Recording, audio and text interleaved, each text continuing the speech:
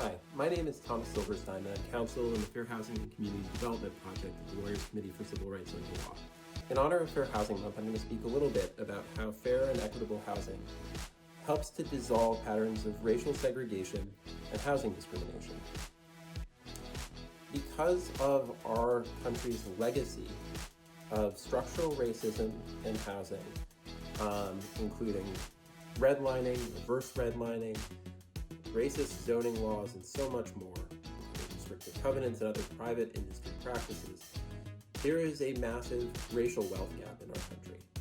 And that racial wealth gap also contributes more broadly to disparities in socioeconomic status that are highly correlated with race. So we know that need for affordable housing is not evenly distributed across all communities and all people in the United States, and that investments in affordable housing and fair housing are really critical to uplifting and providing basic human rights for people of color in this country. So at a threshold level, when we build affordable housing, we are reducing the toll that these historically grounded racial disparities in economic status and housing access have on people of color. But it's not enough just to build affordable housing and assume that that will advance racial justice.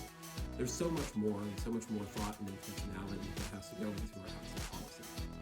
Where housing is located is a key point. People of color whose communities have been devastated through historical disinvestment and present-day discrimination deserve to have the option to move wherever they please, including having options in predominantly white, often higher opportunity communities that have historically excluded people of color from access to good jobs, transportation, and schools, but also to remain in their neighborhoods and see the benefits of real, deep, community-driven reinvestment in those neighborhoods that increases access to opportunity where one already lives.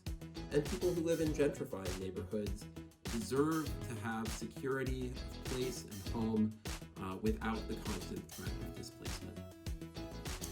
In addition to thinking about the location of housing, we also have to think about the eligibility rules that determine who is able to access affordable housing. We know that there is, mass incarceration and that there are discriminatory policing practices in this country that have resulted in vastly disproportionate rates of contact with the criminal justice system by Black, Latinx, and Indigenous households and residents in particular.